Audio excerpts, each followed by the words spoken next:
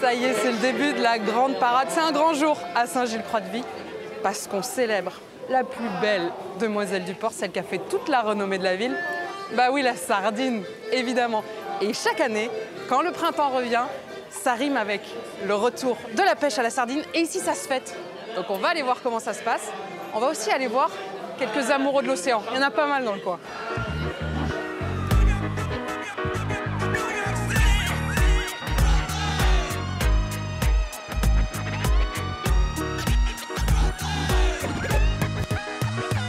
Parmi les gardiens de nos rivages se tient Thierry. Cet ancien marin-pêcheur a développé, suite aux marées noires, un moyen efficace de protéger ce beau littoral. Une marée noire, pour les gens du pays, c'est un peu un viol, quoi. Ça fait vachement mal. Donc nous, on s'est dit, on a des bateaux, les gars sont prêts à y aller. Allez, on y va. Amaury, lui, a l'océan dans le sang et l'horizon pour boussole. Skipper passionné et engagé, il a choisi de donner du sens à ses voyages en donnant un coup de pouce à la science. Dans chaque goutte d'eau, il y a de la vie, en fait. Et puis il y a Lucienne, que tout le monde appelle Lulu ici. Figure emblématique de Saint-Gilles, elle connaît la sardine dans les moindres détails et ce sera ma marraine pour cette fête. Ça vaut, hein, comment les Japonais, là. Les sushis? Voilà. Ouais. C'est le sushi vendéen.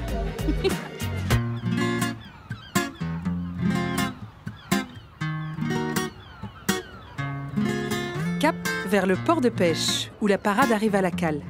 J'attends avec Lucienne et la confrérie l'arrivée des sardiniers chargés des précieuses demoiselles argentées, véritables reines de la journée.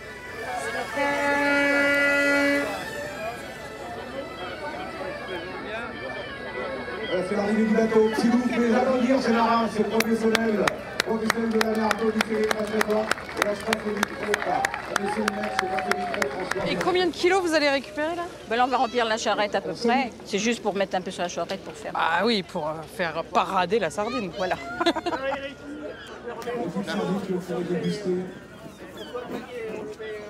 Sur la scène? Elles sont magnifiques. Oh là là, ça brille. Oh là là, mais oui, elles sont magnifiques. Elles sont petites encore, ouais, hein. Elles sont petites, mais elles sont belles. Encore un peu petites, mais ça va. Mais elles sont belles. Allez, allez, au boulot. 2 kilos. 2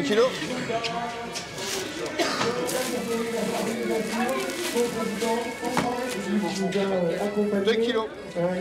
Alors là, ce qui se passe, c'est que on vient de décharger les sardines pour la sardinade de la fête, mais il y a une queue de dingue de gens qui viennent de se former parce qu'à Saint-Gilles, il y a encore une tradition qui existe, c'est la vente de la sardine directement à la cale. Eric, c'est un peu l'un des derniers à faire ça, donc on peut acheter son poisson direct à l'arrivée de la pêche, plus frais, c'est pas possible. Ah, 2 kilos, monsieur. Et voilà. Merci. Bonne journée. 1 kilo? Non, ça va vite, je n'ai pas le temps de parler à Eric. 1 kilo? Il y a du monde, Eric, là. Il y a un peu de monde Il y a aujourd'hui. du monde qui veut tes sardines. Hein. Aujourd'hui, c'est la fête. Hein. Bah oui, oui, effectivement. T'en as ramené combien de kilos, là, aujourd'hui? On avait à peu près 300-400 kilos. Quand même. Que t'as pêché ce matin? On a pêché ce matin, on est sorti spécialement pour la fête. Ok. Ah bah oui, la plus fraîche, c'est pas possible. La sardine de effectivement. Croix-de-Vie, c'est l'une des plus belles sardines de France. Mais j'ai vu, elles sont petites encore, parce que c'est le début de la Oui, elles saison, sont c'est petites, ça? ouais. Le poisson, il grossit plus depuis quelques années. Ok. Il y a un problème de taille, on comprend pas, mais c'est comme ça. Le poisson, il grossit ok. plus. Ok. Tu fais ça depuis combien de temps, toi? Moi, ça fait 25 ans que je fais ça. Ah oui. Tu connais bien la zone? On connaît un peu. Ouais. Pourquoi tu continues à venir vendre, toi, à la cale? T'es un peu l'un des derniers à faire ça. On est T'es le dernier? dans le temps, on était 7 paires, 14 bateaux à le faire. On est les derniers à faire la sardine fraîche. Ouais. Ouais. La dernière paire. On travaille à deux. On est deux bateaux, on traîne un chalut ensemble. Ok. Et après, on partage les ventes. Et pourquoi il y a tant de sardines dans le coin? Parce que ça a toujours été un port de sardinier. Dans le temps, il y avait plein de poissonneries ici. Il y avait des conserveries. Saint-Gilles a tissé son destin autour de la sardine depuis le XVIIe siècle, mais s'est développé grâce à l'arrivée de familles venues d'Espagne, que l'on appelait alors les Marocains, en raison de leurs origines maures. Dans leurs filets, ils ont apporté des techniques de pêche nouvelles qui feront la renommée du port et de ses marins. À la fin du XIXe siècle, la ville comptait ainsi 13 conserveries. Aujourd'hui, la sardine est toujours la star du port, mais une seule conserverie perpétue encore cette mémoire salée. On pêche la sardine de père en fils dans ta famille ou... Oui, j'ai exactement ça. Ah ouais? Ton grand-père, ton arrière-grand-père? Ouais, mon grand-père, mon père, mes oncles, mes grands-oncles. Ok. Et toi, t'as fait un fiston qui aime la pêche? Non, j'ai 3 filles. C'est ma fille. Bah, elle est là. Voilà. Bravo, tu reprends la relève. Il faut. Bah ouais. T'étais à la pêche ce matin? Non. Ah ouais, tu vends, toi. Je peux bien plus le domaine commercial que... Ouais, tu veux pas la pêche, toi? Non, juste la vente. 1 kilo, s'il vous plaît. 1 kilo? Voilà. C'est ça qui fait toute la beauté de ce petit poisson. C'est son côté argenté, là, miroir qui brille. Et en même temps, elle a le dos bleu, bleu-vert, un peu comme la couleur de la mer ici. Elle est trop belle. Merci, petite sardine.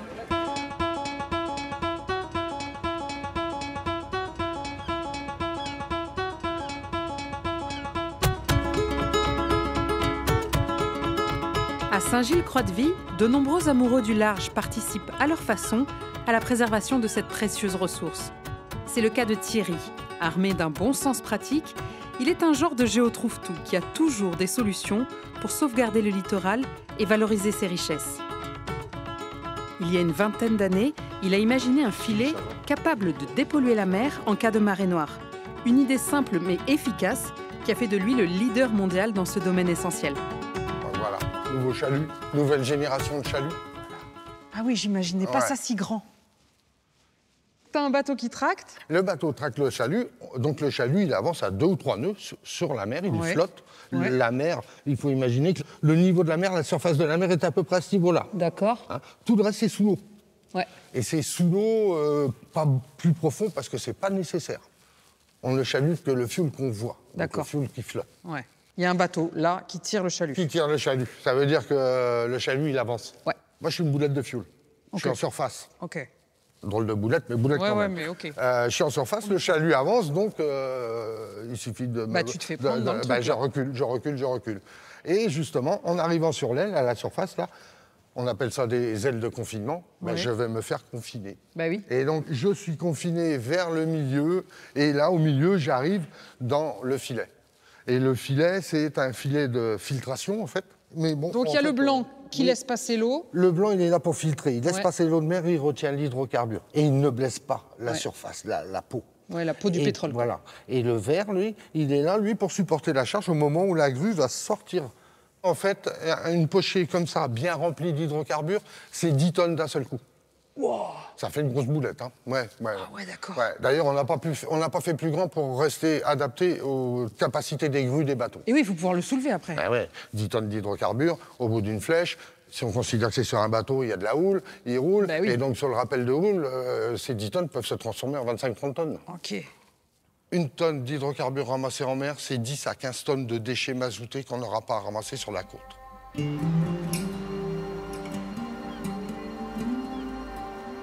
Thierry œuvre pour protéger les littoraux, d'ici comme d'ailleurs. Mais il y a un rivage qu'il tient pour sacré, un coin de côte que nul n'a le droit d'abîmer, le sien, celui qu'il a vu naître, lui et son rêve devenu projet. Là, on arrive dans mon coin préféré. Ah, Ouais, c'est vrai que c'est très beau. c'est beau, hein. Déjà, Ouais, le c'est panorama, très, très beau. c'est quand même bien. Ouais. Avec l'île-dieu en fond, Ah oui à l'horizon. Je suis issu d'une famille de... Mon arrière-grand-père était pêcheur, mon père et mon grand-père étaient charpentiers de navire. d'accord. Moi, je suis pêcheur, mon fils est marin. Le gène est bien ancré. Ouais, hein, vous l'avez on dans peut le dire, sang. quoi. Ouais. Ok. Et- Raconte-moi comment tout a commencé, Ouais. parce que je crois que Ah c'est bah- un peu juste ici d'ailleurs que tout a commencé. Oui, en fait, oui. En fait, j'étais pêcheur. Je pêchais du bar à cette époque-là, juste avant Noël, exactement ce qu'il fallait. J'avais 2 bateaux et une quinzaine d'hommes d'équipage en tout. D'accord. Et on allait pêcher du bar. Et la marine nous dit, la marée noire de l'Erika arrive sur vos lieux de pêche, il faut partir. Sinon, cette nuit, vous allez rester, vous n'allez pas la voir et vous allez contaminer vos filets. Ok. Et ça coûte très cher, un filet. Bon. Donc on est parti à rage au ventre, pas content, quoi. Hein. Bah oui. Et on s'est dit, on va pas se laisser faire. On va, avec mes gars, avec mon équipage, on va essayer de faire ce qu'on peut. En fait. Moi, tu t'es dit, il faut faire quelque chose en fait. Une marée noire, pour les gens du pays, c'est un peu un viol, quoi. C'est ça, ça fait vachement mal. Donc nous, on s'est dit, on a des bateaux, les gars sont prêts à y aller. Allez, on y va. Bah en oui. fait. La marine nationale nous a envoyé 5 chaluts qui avaient été conçus pour ça. Dès qu'on a mis le premier à l'eau, on dit oh là, moi j'aurais pas fait ça comme ça. Ça marche moyen. Ouais. Et puis finalement, en rentrant de la marée noire d'Erika, je me suis mis en tête de construire le chalut que j'aurais aimé avoir. En 2002, une nouvelle marée noire frappe. Cette fois, c'est le Prestige qui souille les côtes de la Galice et fait peser une lourde menace sur le golfe de Gascogne. Pour Thierry, c'est l'heure de vérité. Il déploie enfin son chalut. Le fonctionnement est tout à fait satisfaisant. Et le système tient ses promesses.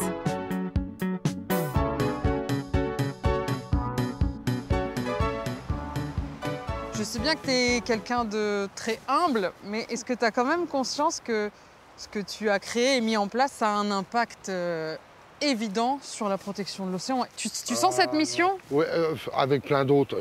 Ah oui, oui, oui, bien sûr, il y a du monde. Et chacun à son niveau, mais la dépollution fait partie aussi de la protection des océans. Ah, tout à fait. Ça, oui, oui, absolument. Moi, je me dis, je suis clair avec ma conscience dans ce côté-là. Je me dis, le malheur serait bien plus grand si on n'avait pas fait le chalut. Non, mais voilà. C'est sûr, ça vaut le coup, quoi. Bah oui, ça vaut le coup. De se battre pour ça. Ouais.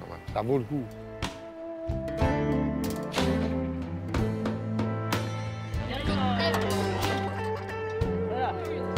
Alors que sur le port, la fête se prépare et que les sardines s'approchent gentiment du grill, je poursuis mon chemin vers le quartier du Maroc.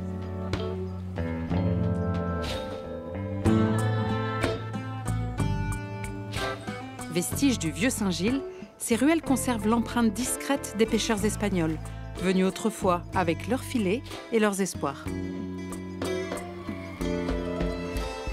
Leur petite maison raconte encore, en silence, l'histoire d'un monde simple qui a façonné le cœur de la ville.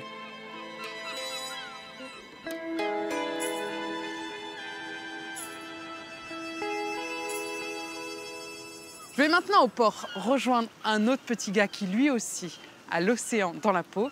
Il s'appelle Amaury Guérin, il est skipper mais il est aussi aventurier parce qu'il a quand même rejoint le cercle arctique polaire en solo.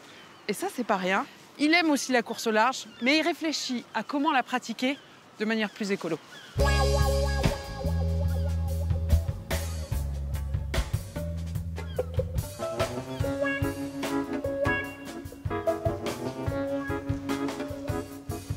Salut Amaury. Salut Julie. Ça va Bienvenue bien? à bord. Merci. Tu peux monter. Allez, je monte. Merci. Vas-y. Bonjour Bienvenue Pilourson. à bord de Pilourson. L'aventurier. Parce que vous êtes deux aventuriers dans l'histoire. Hein. Exactement, il y a toi, Pilourson et moi. Et puis il y a lui. Hein. On est pas mal. On dirait que ça se lève même, regarde. On dirait que c'est pas mal. Ouais, le soleil arrive, on est bien. On va faire du bateau. C'est parti.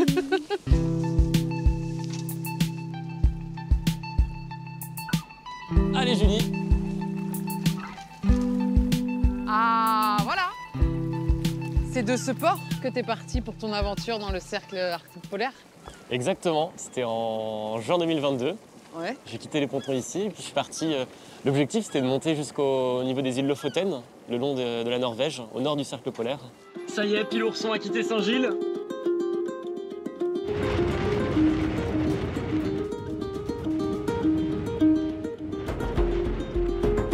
Il n'y a plus de vent du tout. Mais pourquoi? Pourquoi si froid? Pourquoi si loin? Pourquoi? Déjà, j'avais fait beaucoup de courses, mais des courses entre 3 bouées. Et j'avais un peu envie d'aller découvrir ce qu'il y a au-delà de l'horizon.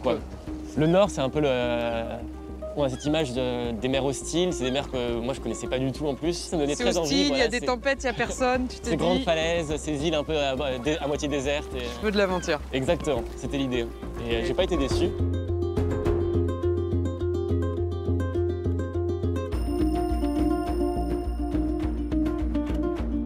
Bon, Amaury, t'es skipper, t'aimes la course au large, mais a priori, t'as aussi, je dirais, un attachement particulier à la science, à pas vouloir naviguer pour rien. C'est un peu ça. Exactement. Ça a un peu basculé le jour où j'ai compris qu'en fait, le terrain de jeu sur lequel j'évoluais, c'était aussi un terrain de vie fantastique et que dans chaque goutte d'eau, il y a de la vie en fait. Dans chaque goutte d'eau, il y a des milliers et des milliers d'organismes, de micro-organismes qui sont invisibles à l'œil nu la plupart du temps. Le fameux plancton. Le fameux plancton. Et que c'est un monde fantastique qu'on connaît très peu. Sans le plancton, on n'existerait pas, puisque c'est le plancton, il y a des milliards d'années, il y a 3 milliards d'années, qui a fait la grande oxygénation, donc qui a fabriqué tout cet oxygène, qui a permis la vie sur Terre ensuite. C'est aussi le plancton qui est à la base de toutes les chaînes alimentaires marines. Hein. On sous-estime complètement la diversité de vie qu'il peut y avoir juste autour de nous, là, partout autour de nous. Entre deux horizons, Amaury met sa voile au service de la science et de l'association Plancton Planète. Le filet à plancton. Ah oui, c'est juste ça. D'accord. Petit. Il prélève et analyse l'invisible, ces fragments de vie microscopiques qui, une fois consignés, nourrissent une précieuse base de données pour les chercheurs.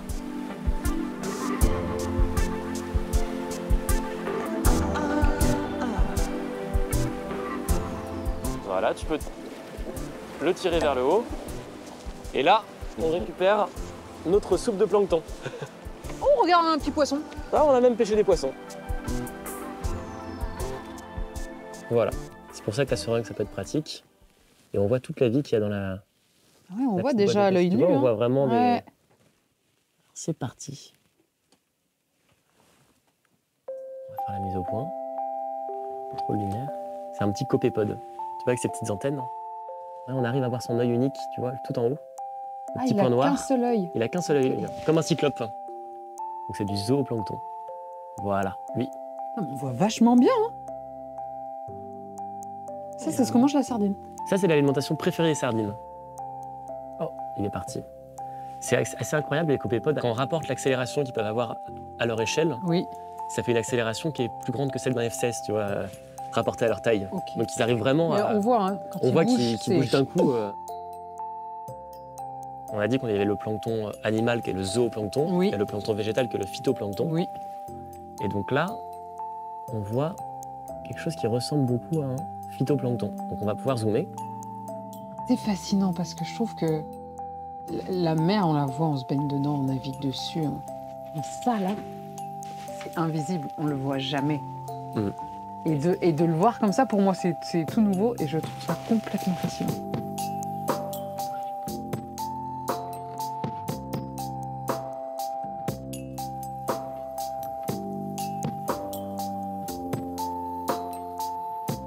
Toutes ces données que tu collectes, en fait, et que tu envoies aux scientifiques, ça va servir à quoi? Alors, et permettre déjà de découvrir des espèces, parce qu'aujourd'hui, on manque de données sur le plancton. Mais après, à terme, l'idée, c'est aussi d'avoir une cartographie qui soit qui s'inscrive dans le temps, donc de revenir à au même endroit Ah oui. plusieurs années de suite, Pour ou voir plusieurs mois de l'évolution. suite, et voir l'évolution. Ça peut aussi intéresser les pêcheurs, par exemple, parce que derrière, si le plancton change, les poissons vont suivre le plancton. Et oui, donc, puisqu'il ça est à va- la base de la chaîne alimentaire. Exactement, voilà. On peut se dire que le plancton va bien ici, donc la sardine de Saint-Gilles va rester dans le coin. C'est dur à dire, mais par contre, surveiller le plancton localement, ça peut permettre d'anticiper des changements au niveau des populations de sardines, par exemple. Ok, d'accord. Donc c'est un peu, le plancton est un peu un témoin aussi de la bonne ou mauvaise santé de l'océan. C'est un super bioindicateur, le plancton.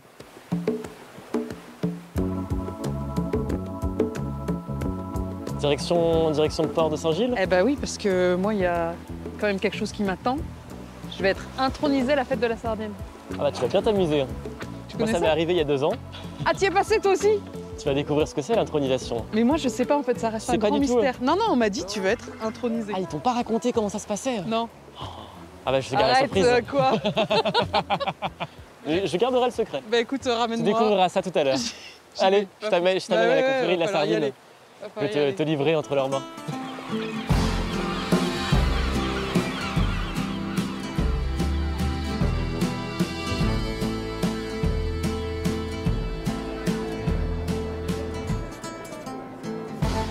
Jean-Paul qui a fabriqué cette sardine, Jean-Paul qui est luthier, qui a fabriqué cette sardine. Est-ce que toutes les confréries sont représentées? Est-ce que toutes les confréries, je verrai devant, prenez rendez-vous, intronisation. Maintenant, j'appellerai Julie Acu. Ah ouais, c'est moi. Julie, Oui.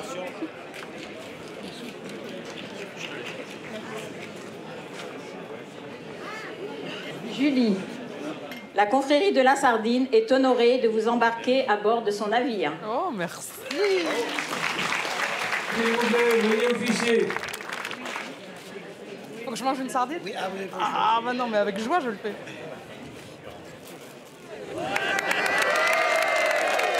Vous allez mettre votre main sur la clé, sur l'anneau de la clé, et jurer de défendre la sardine de Saint-Luc-Croix-de-Vie, de défendre depuis le port de pêche de Saint-Luc-Croix-de-Vie et Saint-Luc-Croix-de-Vie. Et je le jure. Je le jure. C'est Madame Lulu, la marraine. Ah, merci Lulu. Voilà, bienvenue. Oh, merci. Merci Lulu, c'est un grand honneur. Merci à la confrérie des sardines. Et longue vie aux sardines, parce que je crois qu'on est tous très fans de ce petit poisson bleu quand même, donc longue vie à lui. J'ai signé le fameux livre d'or des amoureux de la sardine. Il paraît qu'Adriana Carambeau fait partie aussi de la confrérie. Alors, merci à tous. C'est quand même la classe. Bon, je crois qu'Amaury m'a bien fait marcher. C'était pas si terrible cette intronisation. Au contraire. Et puis avoir Lulu comme marraine, c'est quand même un honneur. Tu peux m'en mettre un petit peu de cru. Un petit peu de cru. C'est bon, c'est bon, c'est bon. Merci. Ah ouais, toi tu les manges crus aussi. Oui, mais je vais faire défiler.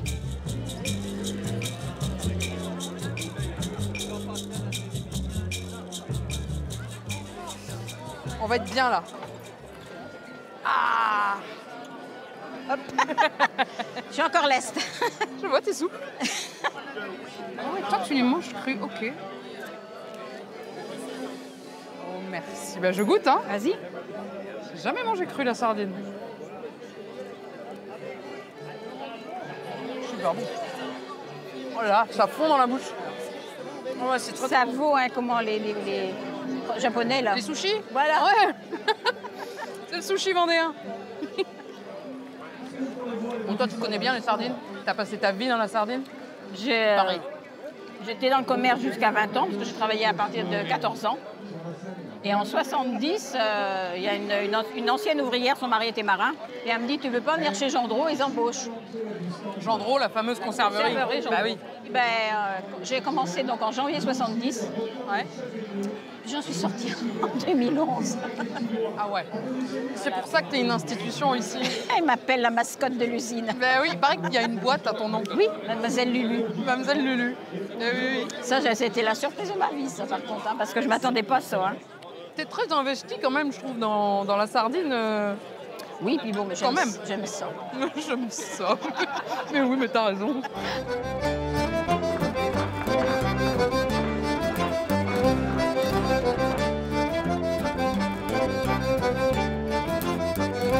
Après l'heure du festin, vient celle des défis marins. À Saint-Gilles-Croix-de-Vie, on aime se mesurer au flot et affronter les éléments tels des galériens sur l'océan.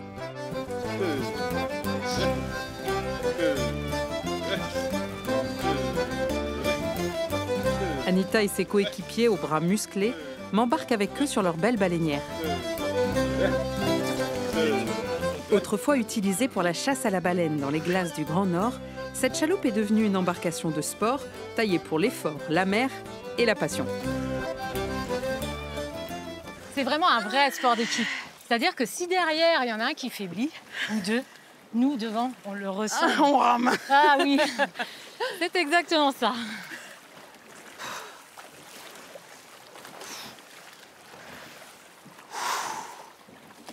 C'est un vrai sport, hein.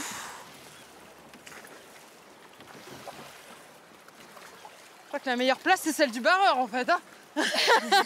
Effectivement, et justement, à propos de place, celle que tu as aujourd'hui, ouais. C'est la plus dure dans le bateau. Bah écoute, faut croire, tu sais, j'ai des ancêtres vikings. Donc peut-être un peu de ça dans le sang.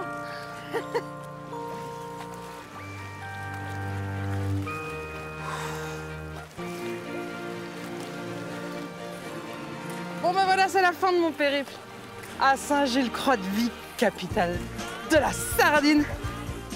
J'y ai rencontré pas mal d'amoureux de l'océan qui, chacun à leur façon finalement, vivent et pratiquent ce grand bain qui nous réunit. Et comme là, je suis avec une quand même super équipe de rameurs, je propose qu'on parte en voyage. Par exemple, au bout du monde. Ah ouais, partons Allez, au bout du monde. Au bout du monde.